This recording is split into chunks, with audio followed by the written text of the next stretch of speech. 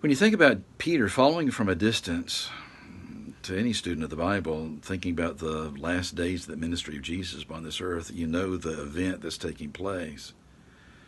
Jesus has met with his disciples. They've eaten a meal together one last time.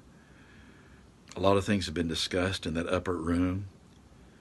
Jesus says one of them is going to betray him, and they don't really know who. Jesus tells Judas that whatever he needs to do quickly. The rest of the disciples don't understand, but Judas leaves.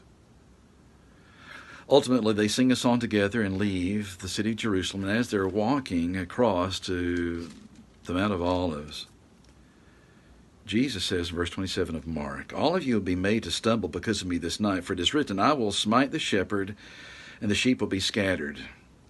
But after I have been raised, I will go before you to Galilee." Peter says in verse 29, "Even if all are made to stumble, yet I will not be." And Jesus said to him, "Assuredly I say to you that today, even this night, before the rooster crows twice, you'll deny me 3 times." But even more vehemently, even with more force, he answers Jesus and says, "If I have to die with you, I will not deny you." And all the disciples say the same thing. When they get to a place called Gethsemane, the Garden of Gethsemane, Jesus says to his disciples, "Stay here while I pray." He takes Peter, James, and John with him and began to be troubled and deeply distressed, says to them, "My soul is exceedingly sorrowful, even to death. Stay here and watch." He goes a little further and begins praying to his Father in heaven. Comes back to find them sleeping. Goes back, prays again, comes back and find them sleeping again. Actually happens 3 times. Judas comes out with a crowd of individuals. The chief priest, the scribes are leading a mob. The word for crowd, and has been discussed for centuries, it carries with it the idea of a large group of people that are coming with torches and weapons. And the indication may not be just the temple guard, but some of those Roman soldiers to which the leaders of the nation of Israel have access to help keep control and peace in certain things. And maybe 100 up to 200 people that are coming out to actually make sure that Jesus does not escape. Judas betrays Jesus with a kiss. And the statement is made in verse 53 of Mark chapter 14 that they led Jesus away to the high priest, and with him were assembled all the chief priests, the elders, and the scribes. They're going to interrogate Jesus all night long, looking for something that they think they can legitimately use to bring him before the authorities and ultimately have him put to death. Verse 54, Peter follows him at a distance, right into the courtyard of the high priest. Following at a distance. I want to talk about contrast.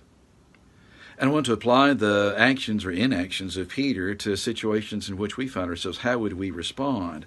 And the question initially is, do we follow Jesus at a distance, or do we endeavor to walk beside the Savior? Does it make a difference? The answer is yes. Peter's got to follow to see what's happening, but he's not going to get so close that people can accuse him of really caring. They're so wrapped up in the fact that they have Jesus, they're not watching somebody kind of straggling along at a distance behind. Follows at a distance right into the courtyard of the high priest. The second thing that's stated, Peter sits down with the servants, and then he warms himself by the fire. Point number 2, do you sit with the servants? Do you sit with strangers? Or do you stand with the Savior? Well, that could be dangerous. I know. And that's exactly what Peter's thinking. So how dedicated, how devoted, how consecrated are we if we are Christians to actually standing alongside Jesus rather than just sitting with people we don't even know? How great is our devotion as far as walking alongside, or are we thinking that we're okay just simply to follow him from a distance? He'll be pleased with that. He follows at a distance. He sits with the servants, with the strangers. And then he warms himself by the fire. But what is happening while all of this is taking place? Beginning in verse number 55 and following. The chief priests and all the council sought testimony against Jesus to put him to death, but they found none. Many bore false witness against him, but their testimonies did not agree. Then some rose up and bore false witness against Jesus, saying, We heard him say, I will destroy this temple made with hands, and within 3 days I'll build another made without hands. But not even then did their testimony agree. While all this is going on, Peter's warming himself by the fire. So here's the third question. Here's the third contrast. Do you warm yourself by the fire while you're sitting with the strangers? Or actually, do you speak out as a true witness for the Son of God as you stand beside the Savior? Warmed by the fire? Or be witness for the defense, for the Christ, the Son of God? That's kind of dangerous as well. The statement is made down in verse number 65 with everything they've said, and the high priest tries to get Jesus to answer. Jesus remains silent. Verse 65, some began to spit on Jesus, to blindfold him, to beat Jesus, to say to him, prophesy. The officers struck him with the palms of their hands, and while this is going on, Peter is sitting with the strangers, warming himself by the fire. So here's the third, maybe the fourth option. Am I going to be inactive? Or am I going to be involved? Well, if I get involved, what if they do that to me? What if they do? Peter's made the statement, he'll die with Jesus before he denies Jesus. He is warming himself by the fire, sitting with the servants while he's watching Jesus being abused this way, being ridiculed this way, being beaten this way, spit upon this way. Yeah, but if I get involved, it's a lot safer to be inactive. But it gets worse. You know the rest of the story. The statement's made in verse number 66. As Peter was below in the courtyard, one of the servant girls of the high priest came, and when she saw Peter warming himself by the fire, she looked at him and said, You also were with Jesus of Nazareth. He denies it. Peter says, I neither know nor understand what you are saying, and he went out on the porch. The rooster crows for that first time. The servant girl saw him again and began to say to those who stood by, This is one of them. He denied it again, and a little later those who stood by said to Peter again, Surely you are one of them, for you are a Galilean, and your speech shows it. You've got the same accent of people in Galilee that people in Galilee have. We don't have that accent. You're not really from here. You've got to be one of them. So do you deny? Or do you show devotion? Is your life as a Christian one of denial or devotion? So far, denial is what Peter, that he said he would never do, is what Peter's showing. And then when you get down to verse number 71, Peter begins to curse and swear, I do not know this man of whom you speak.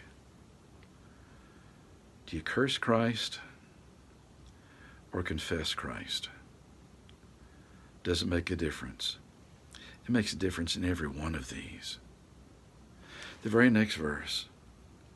A second time the rooster crowed, and then Peter called to mind the word that Jesus had said to him, Before the rooster crows twice, you'll deny me 3 times.